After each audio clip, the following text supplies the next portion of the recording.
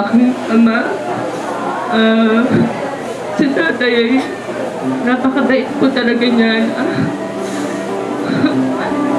Very proud po ako at siyang aking naging ama.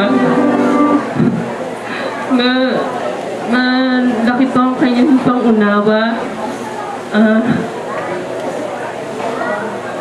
At para po sa akin, siya'y laging panatiling buhay. Tingnan niyo lang po ang mukha ito, Daddy. Isa lang po ang mukha namin, isa lang siya.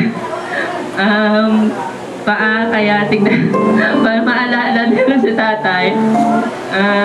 Maya-maya lang din ng konti ay may hinanda po kaming magandang alaalang iniwan ni tatay sa tulong ng St. Peter Lifetime, sa mga pangunguna ng aming branch manager na si Sir Larry at ng aming agent na si Ronald at si Ronnie.